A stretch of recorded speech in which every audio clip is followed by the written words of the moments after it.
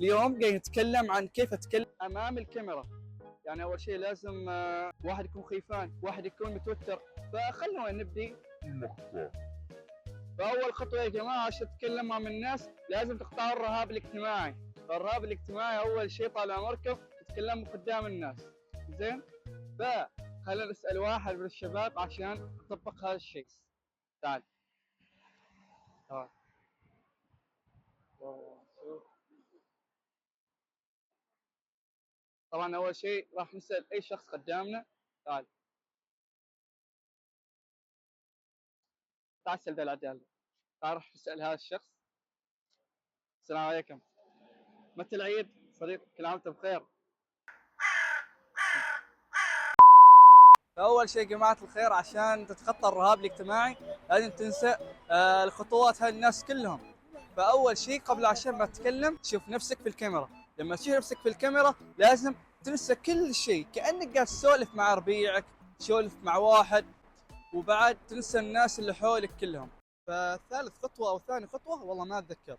لما تتكلم حاول انك تتكلم امام الكاميرا، يعني ما اقول انا اتكلم وانا قاعد شفت الكاميرا، قاعد شفت الكاميرا اكيد ما ينفع، لازم تشوف الكاميرا بالضبط يعني.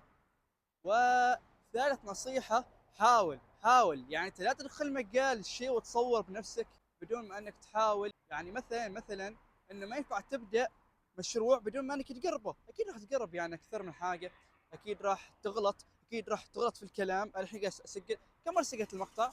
كم مرة مسحت المقطع؟ تقريبا 5 مرات 4 مرات. انا قلت خلاص طفشت. المهم لازم تكون واثق من نفسك، يعني ركز على الكاميرا. رابع شيء ورابع شيء، لما تسولف مع الكاميرا دائما تسولف كانك تسولف مع نفسك، او مثلا تختار لك قصه في عقلك فتنسى الناس كلهم اللي حولك، تنساهم اللي حولك. رابع شيء اقولكم وبصراحه، خلكم طبيعيين، خلكم طبيعيين، لا تتوتروا، لا تتوتروا.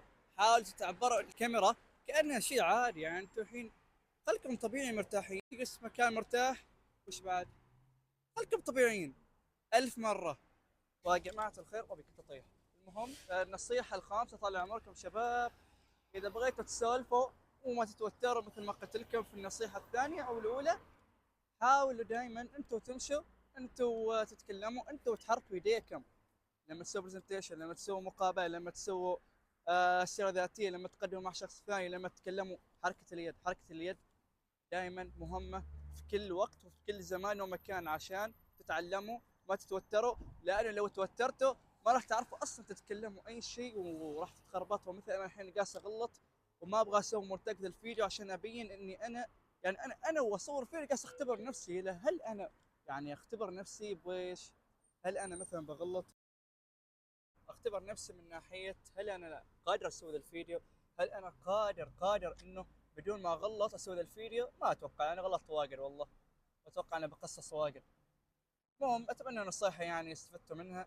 لا تنسوا اللايك والاشتراك في القناه. خلينا الحين نطبق شيء معين، ان نسال واحد هل باكر العيد ولا لا؟ هل باكر يعرف؟ يعني بعض الناس ما يعرفوا العيد باكر، فخلينا نسالهم ونشوف. كل عام وانتم بخير، والله يديم عليكم المحبه والسعاده، وتكونوا سالمين غانمين، والله يدوم حياتكم يا رب ويطول في اعماركم. فخلونا الحين نقرب نسال اي شخص في الشارع. نصيحة، إذا ما حط لايك حط لايك، إذا ما حط لايك حط لايك عن تو. فالحين قاعدين ندور ناس، ندور على ضحايا عشان نسألهم.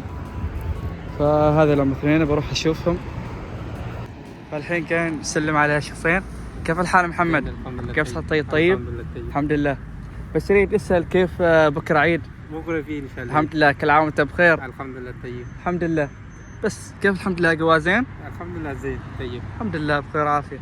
مثل ما تشوفوا خلاص الحين هذيلا يعني سوينا معهم مقابله بسيطه كذا، واعطيتهم شوي مبلغ مالي عشان يعني عيديه وكذا، فهمتوا؟ ودمتم في رعايه الله. مع السلامه.